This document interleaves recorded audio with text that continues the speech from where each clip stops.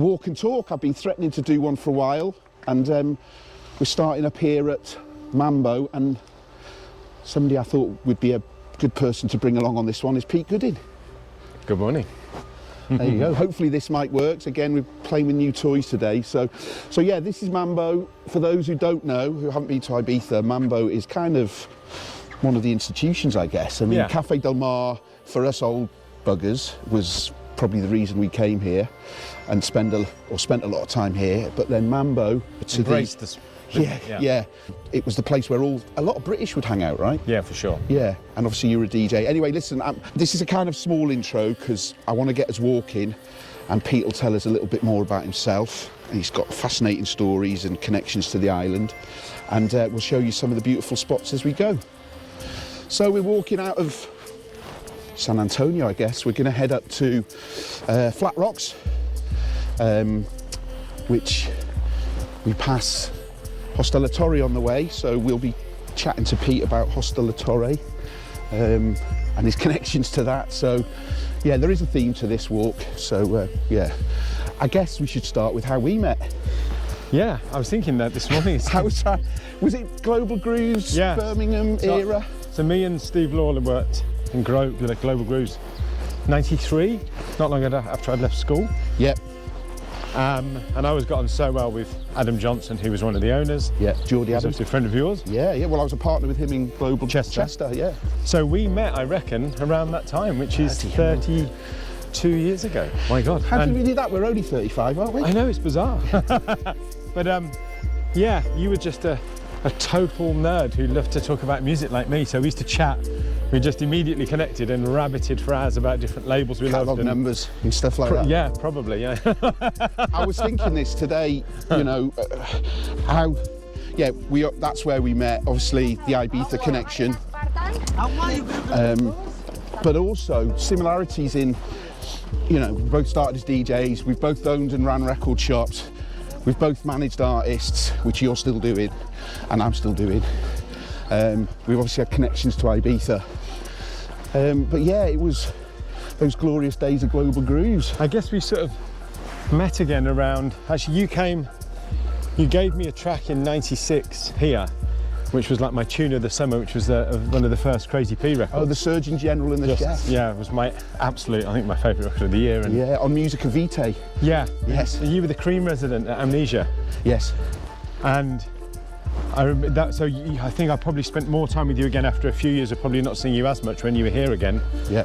And we were both spending summers here. Reconnected, and you introduced me to the likes of Cantalayas. Oh, there you go. Yeah. So then with those Cantalayas was a little restaurant cafe up in the backs of San Ann where... I was in the woods, up in the woods, in the hills, yeah. And it would open late at night, so we'd finish shift, 2 a.m, go up. I think you would, so well known, you could go in and go to the fridge and pick your meat out and stuff. Catalina, the lady that owned it, didn't speak English. Yes. And my Spanish was awful, so God, I mean, it sounds ridiculous. I used to mimic the noise of the animal. I'd literally go in and go, bah, and she'd know, right, he wants roast lamb. Brilliant. And I'd go behind the counter and choose all the stuff. But God, we'd just eat loads of cheese and roast meat, red wine, salads and red wine. I wonder why I've got gout now. I know, well, yeah. I mean, all these years later. But we would be there till... It was often me, you, Louis Osborne, Bongo Steve, the bongo player. Yeah. Till, I don't know, like 5, 6 in the morning. I think I went there a lot. I used to put a lot of weight on every summer. Everyone else came to Ibiza and parties and loses weight. I put about a stone on every summer. The rotund years. Yeah, I was just in there eating basically. So we're just passing, or we passed the old can. What was that? Was that Kenya? No, Kenya was further round. This was. I always forget the names of these ones. Sunseed Bar or something. Yeah. I'm not actually, don't remember. I'm going to turn the camera around. Down here. Yeah, let me turn it around so people can see. Yeah, this. I mean, I haven't been down here for years. This was the old. Yeah, I think this was the old Kenya. No, Kenya's on the corner. Oh right. I can't remember. I don't know why I can't remember the name. Oh, hang on. That was Sunseed Bar. Yeah. And there was one next door, but I can't. A friend of ours, JC, used to play there, but I can't remember the name of it now. Kenya was here. Right. Oh, these buildings are new, so it looks different. Yes. That was the restaurant, Casbar. That's But it, that yeah. looks so different. God, I mean, yeah, everything looks so Does different. Judge Jewel still own that? No, he used to. I used to eat in there every day. Yeah, it was good. They used to do a great burger. I think this chat's going to be more about food than anything else. Yeah. So I'm just going to point, we're going that way, around the coast, towards the aquarium and beyond. So this little bay area, Pete says, Jose used to live down here. He's got some, yeah, it's quite interesting what you're saying. Can you just... I'm sure, this was when I was managing him, but he told me he used to live in Cala des Moreaux, which is this little beach here. Okay. So I don't know where he lived exactly, but he said he would just often have friends round and be playing music. The sun would be setting because it would be right here. Well, here, yeah. I mean, it bang over there. Yeah. And I think he said he was making friends tapes of the music he was playing. He was just, there. And I think one way or another that led to him selling them at the hippie market, like maybe at Las Dalias. And then I guess years later, Ramon got his hands on one, played it in Café Del Mar. And that led to him playing there. Yeah, so years later. So very kind of organic. It's almost like playing records, playing your house to your mates, really. So very organic. For those that, again, are just discovering this YouTube channel and wondering who we are, I'm Phat Phil Cooper. This is Pete Goodin. We both have got long-term connections with Ibiza, but Pete, through his career, managed at one point José Padilla, and I've worked, when I was in Bali, we'd bring Jose over, and obviously sadly now gone. But it's always nice to find out those little nuggets. I didn't know that, I mean, there's so many stories about how the Café Del Mar came to life and how he, was involved. But yeah, you think, what's the backstory? And like you just said, he was just a lover of music, making sunset tapes, and rightly so. I mean, if I was living here with that view, which is incredible, we're lucky enough to play La Torre and see it from a slightly different angle. But yeah, what an amazing story. Yeah, brilliant. So yeah, we're coming out of the back of San Ann, really, and you can see it over there. And getting into gravel crunching and dusty trails now. We're going to go along the coast, and I guess, we're passing a couple of venues or beaches that are owned by Mambo now. So Cala Gracianeta. Yeah, Cala Gracianeta. And what's the one before that? Cala Gracia. Yeah, which is another one. I don't think they've done much there. No, I think they've got the restaurant there, but I think they're yet to sort of stamp it. Yeah, exactly. Yeah. My first trip to Ibiza ever was staying there. Where? The Tanit. Okay. That's my first. Is that the big one that you passed? Yeah. That's gone now. Have you seen? No, it's still there. What's the big one they flattened on that road as you go towards? Oh, the Accor they got rid of. Yeah, that's. Lost my virginity in that hotel. Listen, this is an 18+ episode. Jesus Christ, Peter. So yeah, all new builds. Right.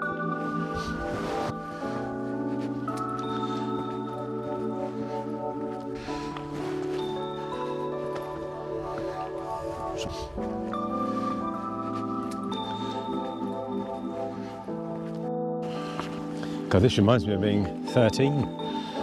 Yeah, I mean, you've been, obviously I've known you a long time, but and obviously there's a lot documented about, your relationship with Ibiza.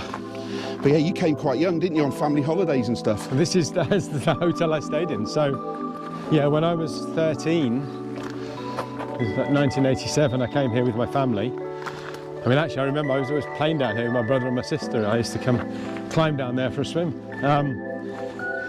Yeah, that's when I didn't venture further than the hotel disco that year. I was too young. But I did hear the Sven Väth track, Electric Salsa, and Jungle Fever. They were the two records I remember from the hotel disco, which I went and bought with my pocket money. There was a record shop in the square just up above, behind, just up the road from Mambo. Yes.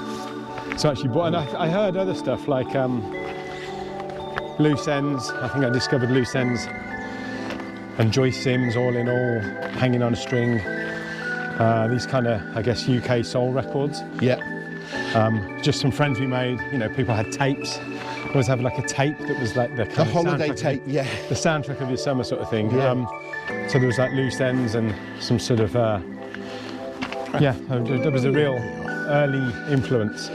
I think, you know, you were saying there about hearing Sven Väth track and, you know, these Euro dance records, I guess, back then, were getting played in lots of these mad hotel bars and things on the island, weren't they? Well, I mean, all I knew was the experience of the hotel disco, I guess.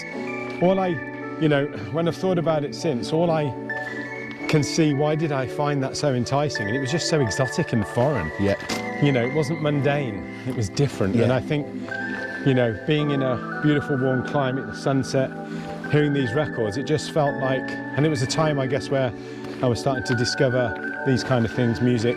Yes. I mean, I'd always liked music, but this was the beginning of a real obsession with it. And I just liked records, I guess now I would say, that felt quite Balearic. Well, I didn't know that at the time, you know. I've often chatted about this in the whole idea of music in context. You know, if you'd have heard a certain record while you were doing your weekend shopping in the frozen food aisle of Asda, it wouldn't mean anything, but coming out of a club at 6 a.m. and going to the beach or whatever, it makes sense. Yeah.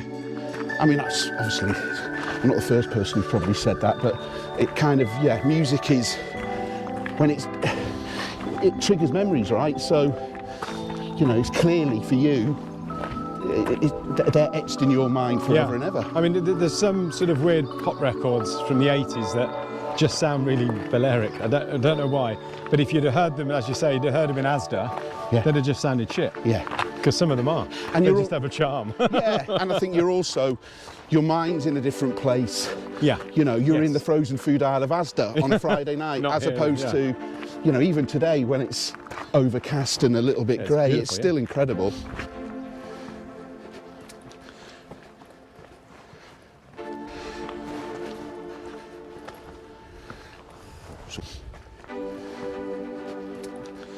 Ah, it's beautiful, clear water there. Yeah. You'll be in there, won't you? You swim all year round, don't you? Every day, yeah. Gee, it's something I keep, because Ben West Beach, obviously. Ben does it, I've been doing it in the same place a lot. Yeah, so he's chatting to him the other day, and it's something I really want to try and get into. Have you ever done it? I've gone in cold, tried to do the cold shower thing. I mean, I have a cold plunge at home in the woodshed. Yeah.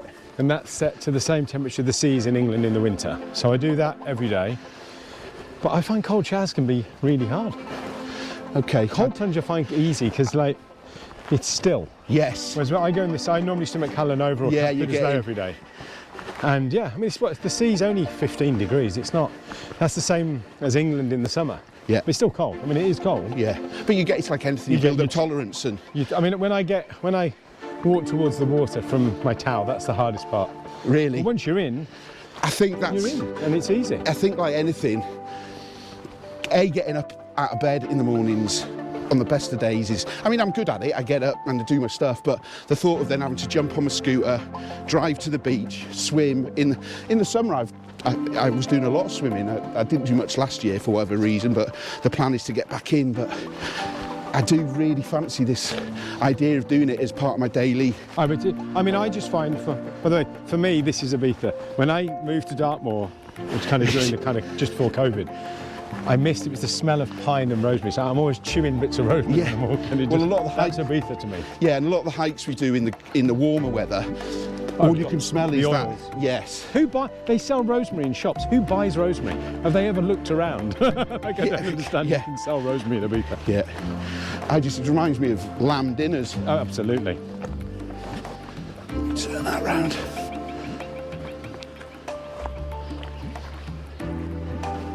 Saw heron or something on the rocks there. Yeah.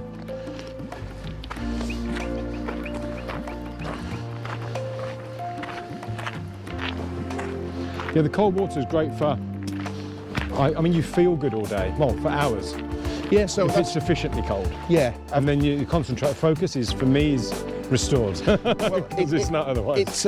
It triggers off those endorphins and... Exactly. You know, yeah. which is a good thing. Yeah, for a sort of more scattered ADHD brain, cold water definitely helps you have conversations other people can follow. Yeah.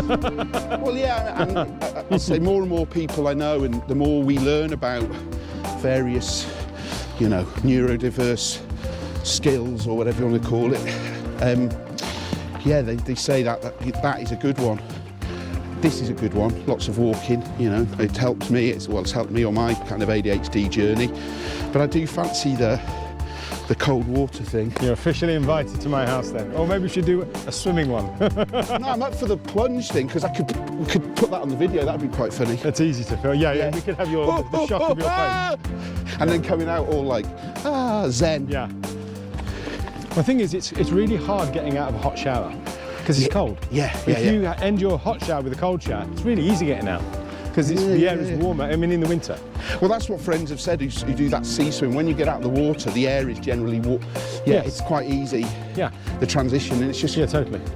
Right, we're coming up to Is this the bit we have to go over the rocks? So this is the end of Calagracio, and that's Calagracio Netta over there. Yes. So we go right round, but I think this one we have to...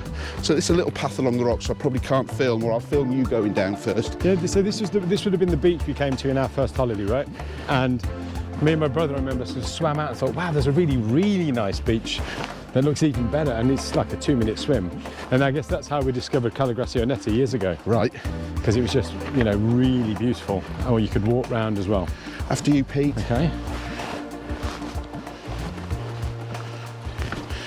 Sturdy mountain goat like agility. Splash. Yeah, exactly. The difficult thing about Ibiza is you spend a lot of the time when you're hiking or walking, you're looking at your feet because there's rarely an even path. It's not like walking on the pavement. Wow, I wish I brought my shorts. It's beautiful. It's weird because come the summer, I don't come to any of these places because it's too busy. Too busy, too hot. Well, you know, I'm not the best in the blazing sun. It's taken me a few years to work out that. I mean, I live in the north, and some of the beaches by me are quiet in the winter. Oh, nice. Because I have a dog, I still want to be able to take my dog, and you can't take your dog to a beautiful sandy beach. So I just take the dog to a lot of rocky coves, and but for swimming, it's just equally quiet, really, all year round. So I did a ChatGPT question. It took me a while, but I got it to tell me of all the beaches, and it's listed about 80 beaches. And I've set myself a challenge, probably going to start after this season. I'm going to go every day to one of those beaches and film and record it and make a little... So in 1994, I came here with my first girlfriend, Hannah. I remember Hannah. Yeah, of course you do. And we tried to go to a lot of beaches, like over a few years. Yeah. And I sort of discovered the handful that were my favourites. And they've pretty much remained that, but because I've moved further north, I guess I've got kind of slightly different favourite beaches now. Sure.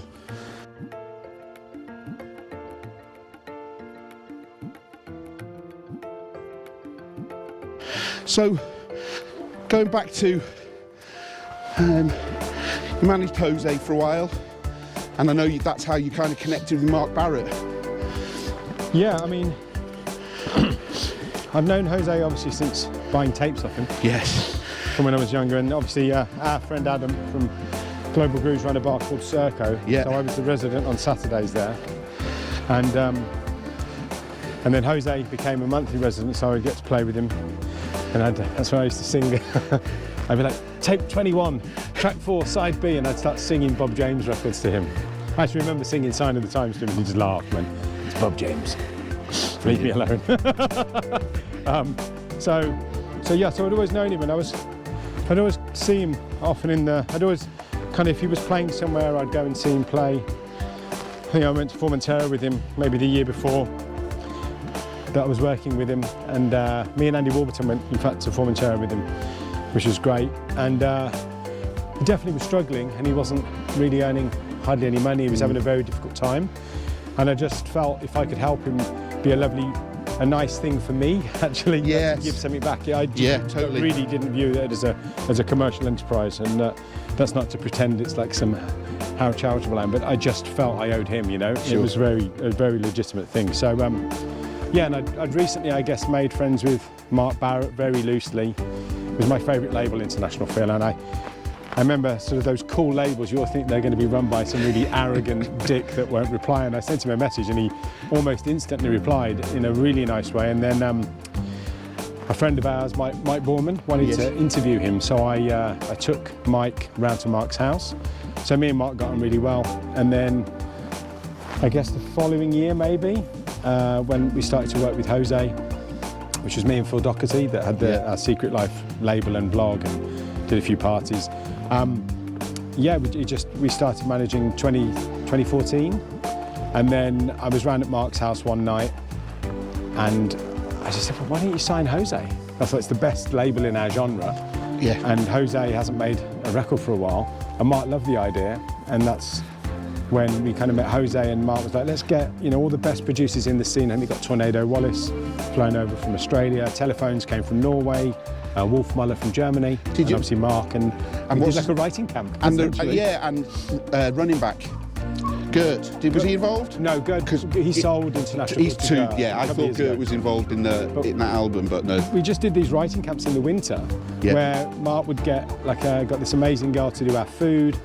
Jose had this great house in Santa Ynez, just a few miles up the coast. Didn't some of the people stay at Mark Broadbent's as well? Yeah, I think, I can't remember who, but yes. Tornado Wallace, maybe? Yeah. And we found like a little hotel, sort of, maybe an Airbnb type thing in Santa Ynez where some people stayed. We just had fun, and that a really beautiful album I think came out of it, to be honest. And it was great. It was great. It's a nice. It was a beautiful album. Yes. Yeah, no, it was great, and it was, it gave him a bit more of a lease of life. And I remember. Yeah, I mean, for sure. I mean, it was. We definitely. It definitely gave us something to talk about. I mean, I was very new to being a manager then. I'd only started in 2012. Sure. And that was by somebody asked me to manage them. I never assumed I was qualified to do that. But a friend of mine asked me to manage him, and I'd literally just had an epiphany about a month before, where I just felt like I was really over DJing. I'd been, I guess, I think the word touring sounds a bit extravagant. It wasn't a band, but I'd been DJing globally for 20 years, which was amazing. And I'm so, the best thing about it all was the traveling. It was incredible, all the places I've seen, but I'm just tired of it. I guess the lifestyle destroys your health. You're tired, you're never sleeping properly.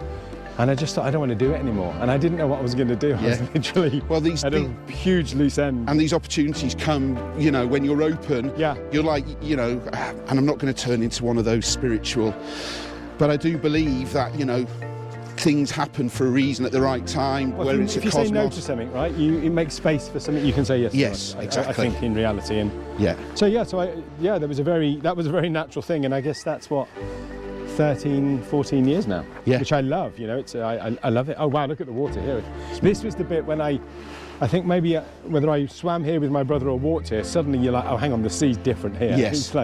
It's really beautiful. I mean now, if somebody was to drop you here, as much as, San Ann serves its purpose, we are so far removed. Obviously you've got the big hotel here, but going back then, a lot of these buildings weren't here, so, hello, little doggy. Hola. Bizarrely, this will sound like a really strange thing to say, but when I think maybe first went to Café Del Mar, would have been about 89, with my sister had heard about it, and it felt like it was in the middle of nowhere, which makes no sense how I thought that, but you sort of you left San Ann, I think it was a bar called the Charleston, everybody used to go to buy their gear, basically, and then you go to Café Del Mar, and it felt like you left the town and walked out. Yeah. But now it just feels like it's all part of the same thing. I think it did feel on its own. And in the earlier days of my trips to Café Del Mar, I don't even remember there was a little building next door, which was Mambo. I don't even remember that. I didn't notice it. I've gone back and looked, and and it completely different to Mambo. It was very small, and it was a couple of day beds, but there would have been a point where there probably was only the cafe and the apartment block above it. Yeah, I think, I think it was Lawler on one of our holidays, maybe 94, and he said, the queues were crazy to get drinks in Del Mar, and he said, there's a place next door, there's no one in there. Yeah. I was like, well, let's go and buy our drinks there and then come and sit at Café Del Mar. And we went in and Carl Cox was in there and Sasha and Brandon Block, thinking, wow, all these DJs, there's our networking. We were aspiring DJs at that point. Yeah. And it seemed like there was a networking opportunity, and we got friends with Bizey, and Lawler blagged a job, and the rest he is gave history. it to me, and Well, there's been a massive Birmingham connection with, I know, you know, I mean, Byes not a Brummie, but, you know, Jim Breeze, yourself, Steve, and at one point, didn't you and Steve tart the room up upstairs, which is now the Mambo Studios, and lived in there for a season? It was the other side of the building, but yeah, I think me and Steve lived there one year, then I think maybe Danny Whitehead lived with us maybe the year after. It's difficult to remember all that. But yeah, I think I got, I ended up, not officially, but I ended up kind of looking after who was going to play there from about 97 onwards. And I met Jim Breeze actually in Global Grooves, and he was so young, but he had such great taste. So I sort of talked him into it, and then Louis Osborne was a friend. I used to buy records off Louis at Hard to Find. Louis, another Brummie. So I got Louis to come, and then Andy Baxter I met through Jim, and then had a chat with Andy, and he came and I helped him out a little bit. It was just, the Balearic Birmingham Mafia. Very, you know, very much by accident, but yeah, there just seemed to be loads of great DJs from Birmingham that were into the right music, you know. Right, I'm going to, we've got another tricky little path. Well, it's not a tricky little path, but yeah, going to film this one now. Oh, look at that. It's beautiful, clean, clear. I need to keep my eyes open on this. See, it doesn't look cold, right? Mate, the first time I went to South Africa, and I got to a beach called Llandudno, because I'm from Llandudno in North Wales. I'm from near there. My mum's from there. So I was like stripped off before my friends, South African friends, had anything. I'm in my pan, I'd gone running down the beach, and all I could hear in the distance was Phil, and I've put my toes in. It's penguins live there. Yes. Yeah, I mean, it's cold. At the time, nobody told me that. The thing is, I think what's beautiful about Ibiza as well, because a lot of the trees are evergreen, right? They don't shed their leaves. Sure. On a sunny day, which is like 10 months of the year, it looks like summer. Yeah. So we get to live in an environment that feels like summer. Yeah. You know, right now, the water looks, I mean, it's a grey day, really, by Ibiza standards. But yeah, no, it is. I mean, all the videos I've done so far have been, you know, proper blue skies, but it's not, you know, it's not like that all the time. We have days like this, but they're still... Where do you go from here? Would you go that way? I go up and round, yeah. Okay, so that takes you to, that's the. So this is Calagrascianetto, which is, owned by the Mambo Group. It's all locked up for the winter, as most of these venues that I wander past are. But it won't be long now before they're starting to get, you know, all the repair work done and starting to think about when they're opening and stuff like that.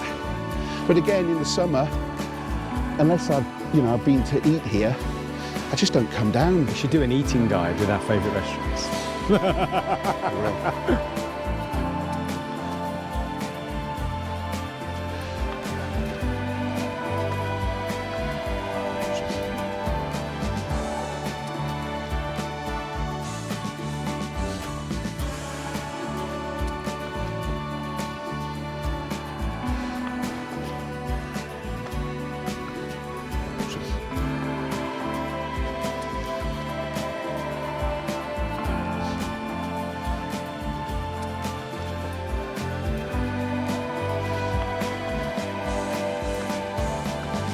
We're chatting about Mambo there, and obviously your long-term relationship. Café Del Mar was known because they were doing the comps, I guess, already, were they? Yeah, I mean, that chill-out thing. I mean, that changed my life, that compilation. It was... Yes. I think the same year, Future Sound of London put the Lifeforms album out, and, you know, when you put that with Chill Out, KLF and Orb stuff, there was the whole... Yeah. I started to really see this. And also obviously, you know, Jose. I'd bought so many tapes off him at this point, which I must have listened to them hundreds of times. Yeah.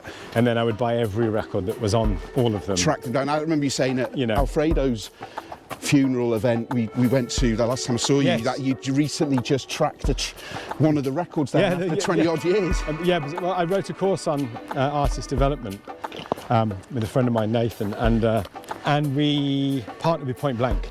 And then there's a guy called Ski who works at Point Blank.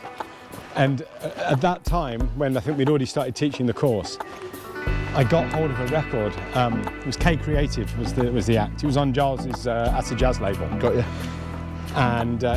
And it was just a track. You know, you fall in love with records you heard on tapes that were the soundtracks of your early Ibiza holidays and stuff. And so I had a chat with Ski about that, because I mean, it took me something like 26 years to get it. It's mad, isn't it? But I still have that. You know, it was very normal when I was young. I would drive all around the country week in, week out to buy records. Yeah.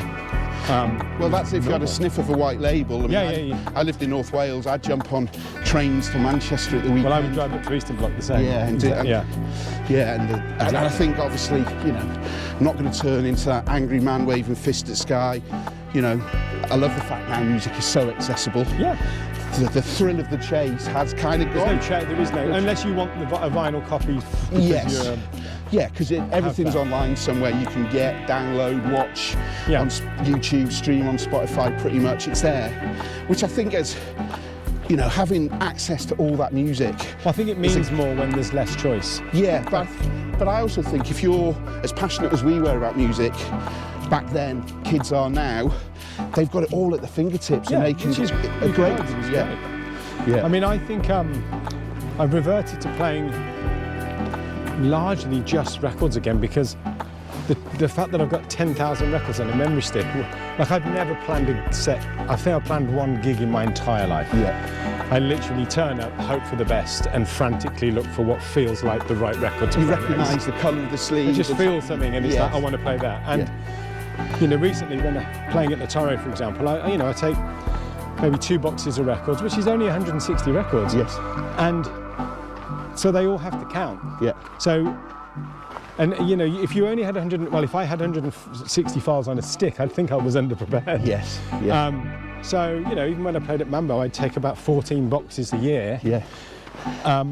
And that felt like a huge amount of music, but it wasn't really. I was thinking this the other day, I remember, because I'd fly in and do the Cream residency, and I would fly with the P90. Do you remember the round-cornered record boxes that we all used to have? Yeah, the bright yellow one or the bright red. You had a load. I can't remember what they were called, but I've got loads of them still at home. Yeah. So I'd go for the full season with 1 box of records. Wow. And so you discover B-sides you didn't know about. As you said, everything counted. So everything would be played. Back at that time, I was able to play everything from, you know, I'd got that slow, low, lazy hip-hop stuff through to deep house, and you'd get promos would be, you know, certain companies would come over and you'd get some promos given to you, and there was a good amount of record shops here back M15 then. M15, what's his name, down on the main road in Ibiza town. Delta Disco. Juan. There's a guy in San An what's his name? Aitor. He's the guy that used to do the copy Jose's tapes for him. I think he was the guy that did them. Well, Baisi was big mates with Aitor. Yes, that's probably how I knew Aitor. There's a great video on YouTube of a young Baisi playing records. Been in a little crafty couple of years. I know, it's brilliant. I know the video, it's great. Yeah. So the Mambo years, I mean, as I say, I was coming out doing the Cream thing. I would hang out pretty much every day. Played that? We'd just come down in the daytime. I mean, I'd come down because I was sharing a room back in the day with Lola. Yeah, for sure.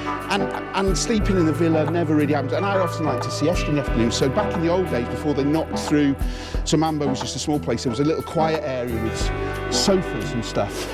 And I'd go and have a little lie down in there. And I remember somebody, all the Colours lot, Ricky McGowan and stuff, they were rampaging around and trying to wake me up. And I think Havin came out, leave him sleep. And I'd go sleep, and, you know, it was my second home. We had a pool table in the early years. On the side, what's now the cocktail bar was a pool table. Yes, on the side there, yeah. I think that went in about 96. Yes. I guess. Yeah. But it was, I'd come down, somebody would drop me off with my records, I'd play, have a few drinks with mates, hang out. There's a real sense of, like, you know, Danny Whitehead and Andy Warburton. I mean, Andy was a little bit later than Danny, but Danny just played such great music, you know, and it was super eclectic. So we were just in a big group of friends. We were all of, you know, early 20s. We'd just you know, we'd hang out at Mambo in the day. People like you would come down, and then I'd go upstairs, get changed, and then come down and play for 9 hours every night. And sometimes I don't even, in the peak of summer, I don't even think I left a square mile. Yeah. I mean, at night I would always go to Pasha with Javi. Yes.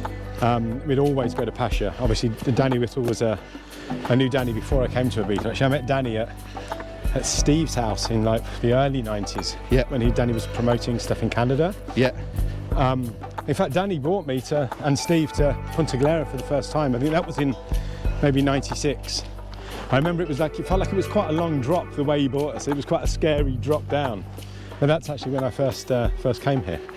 And obviously we talked about Steve Ford and the connection to Birmingham, but And I don't know if you are, but I think after COVID, when we were on one of our hikes, you'd started working with them again? Well, yeah, I mean, we went to school together. Yes. We didn't know each other at school. Right. Steve was older than me, but yeah, I think we, I think after a rave in about 1991, maybe it was like Amnesia House in Coventry or something, my parents were away, so I think I invited loads of people back to our house, and I think I really connected with Steve then. In our garden, sort of bit worse for wear after a big night out at a rave in Coventry. But yeah, so that's kind of how we met properly, I would say.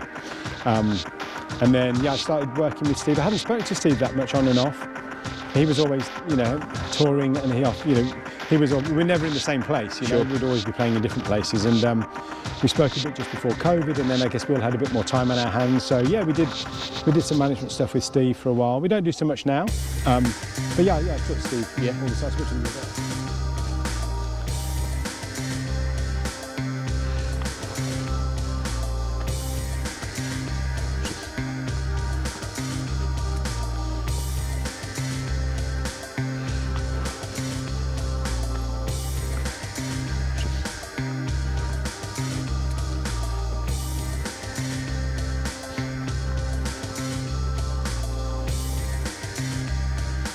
So, in the Mambo years, I mean, you're obviously still very much connected to Mambo because of the work you did. You became music director, music manager, events manager up at La Torre for a few years. Yeah, basically when Javi, I mean, obviously I knew Hostel La Torre. I discovered this on my first holiday, just because again the hotel wasn't far from here.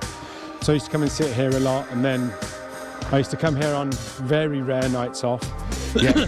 Very rare. Yes. I used to come here with friends because it was just a real escape, Well, I remember coming up here with, I think, Javi, yourself, a few, and him saying, one day I'll buy this, I'll have this. Yeah. Because for us, it was getting out of the madness, and yeah, it was a proper little one-star pension. It felt like Ibiza used to be. Yeah.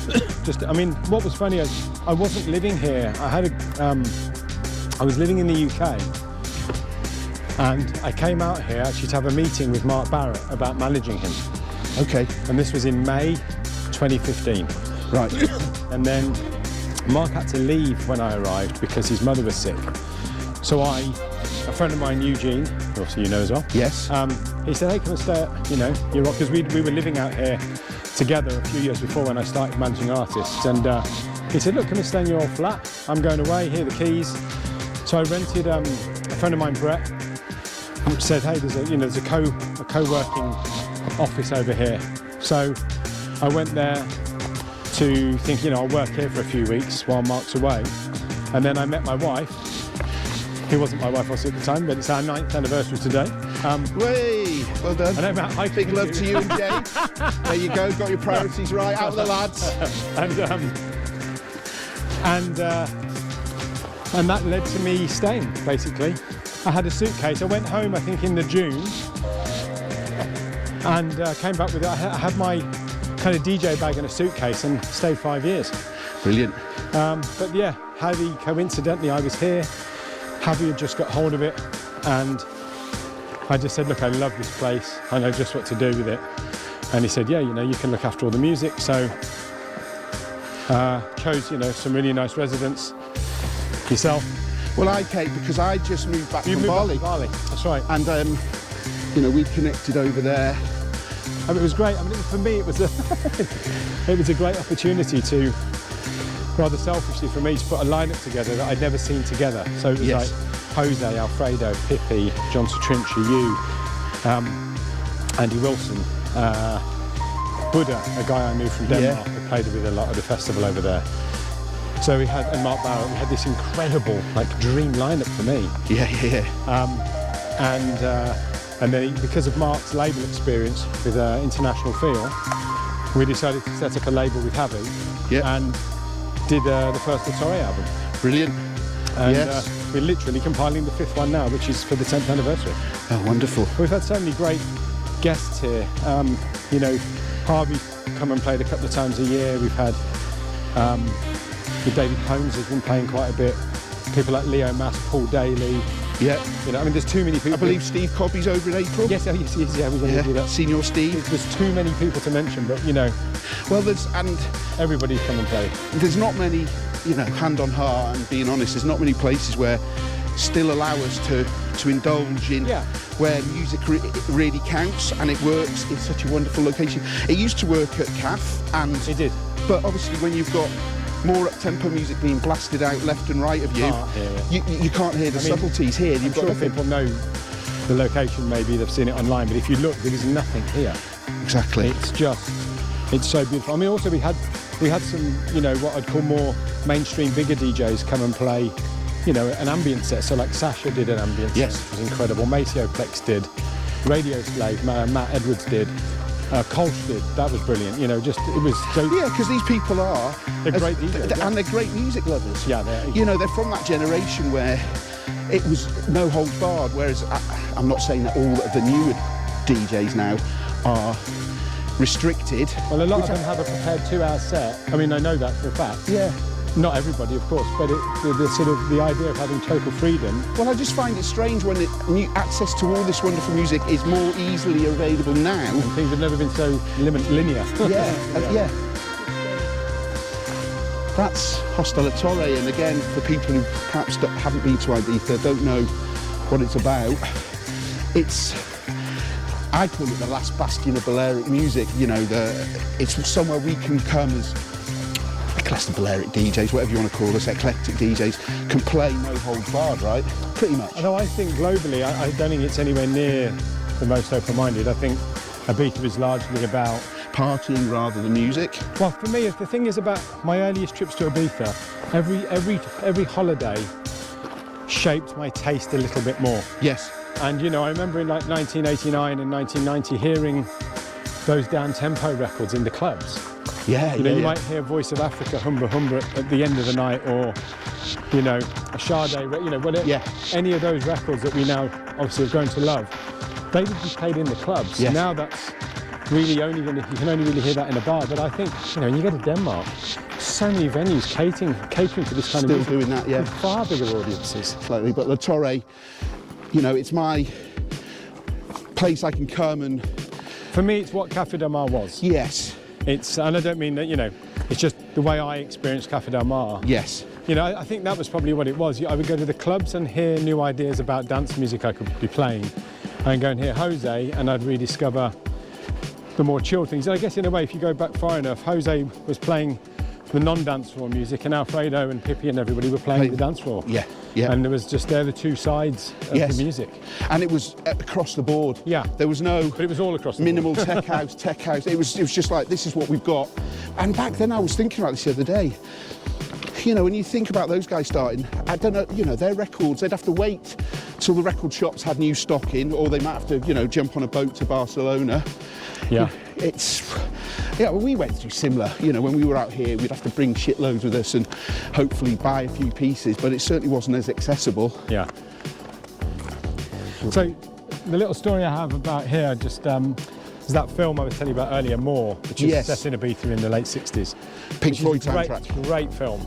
I think there's a really poor quality copy of it on YouTube somewhere. I'll have a look. But I think they ended up being like sort of hung out, sort of heroin addicts basically. Really? And they were living somewhere here. From the hill. They were hanging out down in Punta Galera in the movie.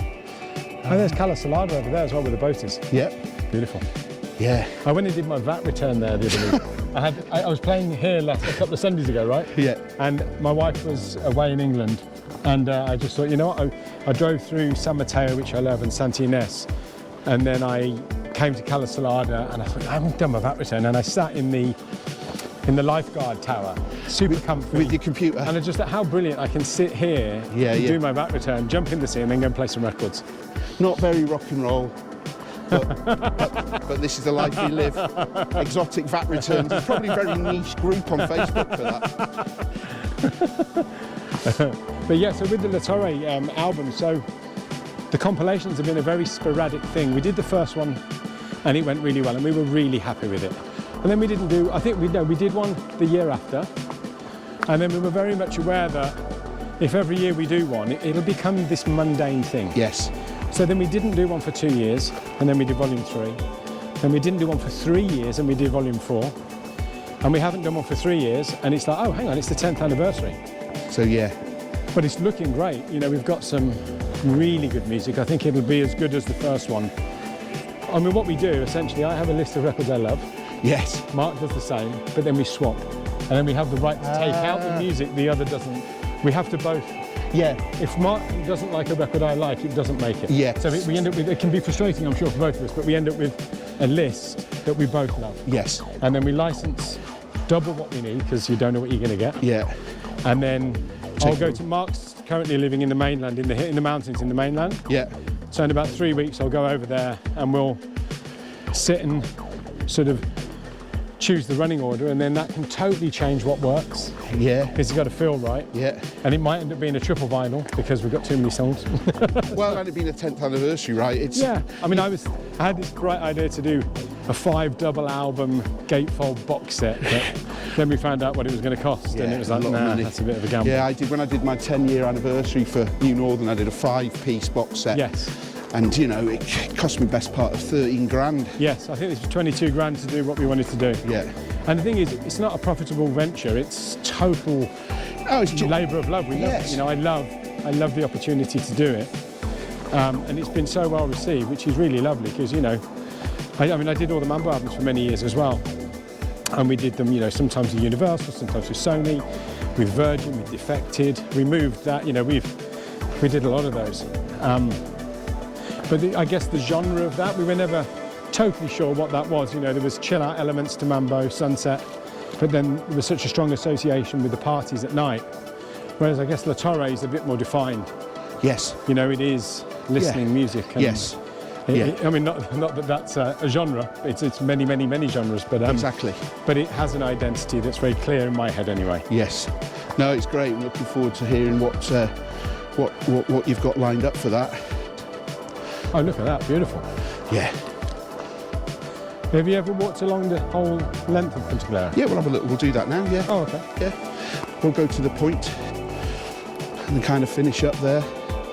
So, that was it. A walk from Mambo with Pete. Look at him hiding, darting away. It's difficult with this thing. Yeah, we've done all the way around the cliffs, and we're now at, what's this area called? Punta Galera. Punta Galera. Again, I'll try and find a route map on Wikilocs, which I can drop in, or I'll put some Google Map points in. But thanks very much for joining me today, Pete.